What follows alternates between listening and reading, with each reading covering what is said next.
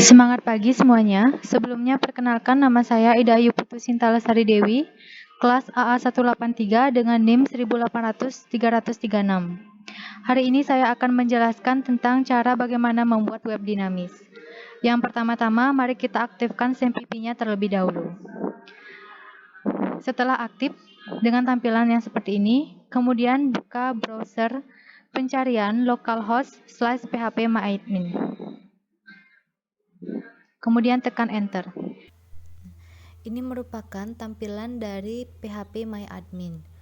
phpMyAdmin ini berfungsi untuk membuat database, membuat tabel, menginsert, menghapus, dan mengupdate data dengan mudah. Di sini saya sudah membuat 2 buah tabel, yaitu dengan nama DB Departemen dan Pegawai. Saya akan menghubungkan tabel tersebut menggunakan create relationship.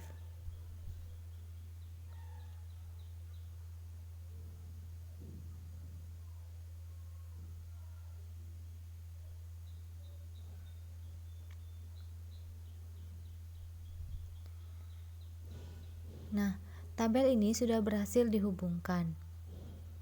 Maka tampilannya akan seperti ini. Selanjutnya, saya akan menunjukkan kode dari Dreamweaver. Ini merupakan tampilan dari Adobe Dreamweaver. Saya menggunakan Adobe Dreamweaver karena menurut saya penggunaannya adalah sangat mudah. Dreamweaver ini berfungsi untuk membuat tampilan web. Dan di sini saya akan menjelaskan fungsi dari semua form yang saya buat. Yang pertama, ini merupakan form edit pegawai. Form edit pegawai ini berfungsi untuk mengedit. Dan di sini sudah saya lengkapi dengan kalimat, yaitu yang pertama membuka koneksi database, yang kedua mengambil data yang mau dirubah pada tabel mahasiswa dengan parameter select berdasarkan NIM, kemudian ini juga berfungsi untuk mengambil data NIM yang dikirim melalui URL dengan metode get. Yang keempat, ini membuat query select pada tabel mahasiswa.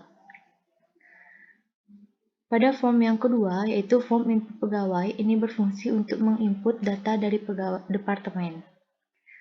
Untuk form yang ketiga, ini berfungsi untuk menginput form input pegawai, dan ini merupakan data-data dari pegawai. Kemudian index. Index ini berfungsi untuk menghandle hasil select data, menyimpan objek dalam bentuk array pada sebuah variabel, kemudian disajikan pada kolom dalam tabel melalui jumlah baris pada data dengan teknik looping atau while. Kemudian form edit department. Ini berfungsi untuk mengambil data yang mau dirubah pada tabel mahasiswa dengan parameter select berdasarkan NIM. Nah, koneksi. Koneksi ini berfungsi untuk membuat koneksi ke database dengan parameter host, username, password, dan nama database. Kemudian, proses hapus departemen ini berfungsi untuk mendelete departemen. Kemudian di sini sudah saya lengkapi, ini fungsi-fungsinya dari kode yang saya buat. Yang pertama itu berfungsi untuk menangkap data NIM sebagai parameter delete pada URL melalui metode get. Yang kedua, ini berfungsi untuk menambahkan koneksi. Yang ketiga, ini berfungsi untuk membuat query delete pada data tabel mahasiswa. Proses hapus pegawai ini berfungsi untuk menghapus tabel pegawai. Di sini juga sudah saya lengkapi dengan penjelasan dari kode yang saya buat. Yang pertama ini sama, yaitu menangkap data NIM parameter delete pada URL melalui metode get. Kemudian untuk menambahkan koneksi, dan ini untuk membuat query delete data pada tabel mahasiswa. Kemudian pada proses input departemen, ini berfungsi untuk menginput. Di sini juga saya sudah lengkapi, yaitu menangkap hasil submit pada elemen form melalui metode post, menambahkan koneksi database dengan fungsi include script pada halaman koneksi, kemudian membuat query insert pada tabel departemen, yang ini berfungsi untuk mengeksekusi query insert. Kemudian kode ini berfungsi untuk membuat kondisi jika data berhasil disimpan, maka muncul alert dan redirect ke halaman indeks. Selanjutnya,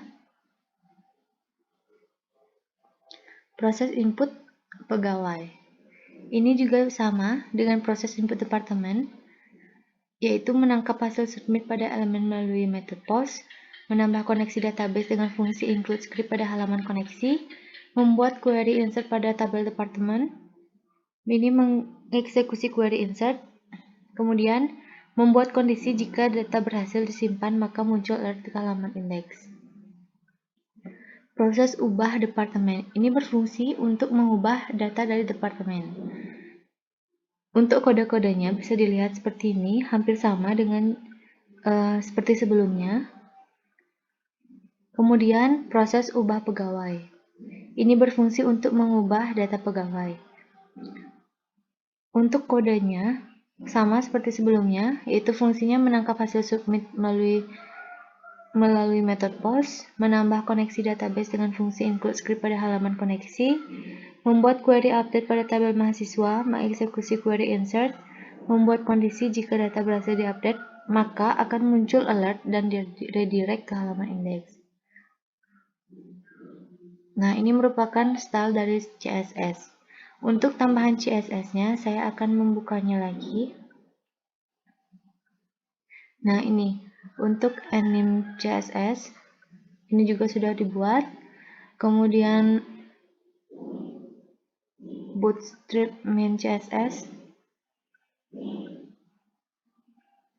untuk ini sudah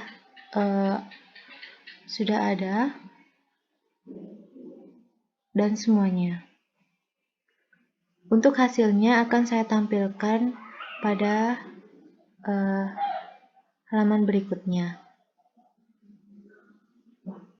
Untuk tampilannya adalah seperti ini. Saya akan mencoba untuk menambahkan data dari ID departemen. Untuk ID-nya menggunakan angka. Dan untuk nama departemen itu menggunakan huruf. Nah, ketika disimpan, maka hasilnya adalah sudah berhasil. Saya akan mencoba untuk menambahkan data dari data pegawai. Untuk ID-nya seperti biasa menggunakan angka.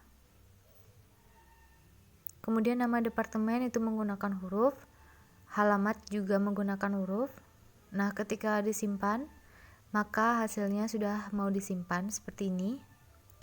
Ketika diedit, untuk yang ID departemen, untuk yang data departemen, saya akan mencoba untuk mengubah namanya.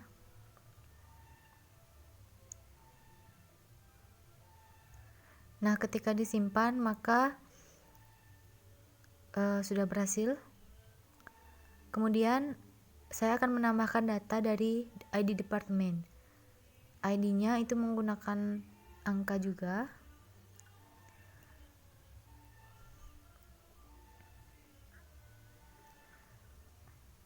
Nah, di sini sudah berhasil untuk ditambahkan. Ketika di-delete, saya akan mencoba apakah berhasil apa tidak, dan hasilnya sudah berhasil.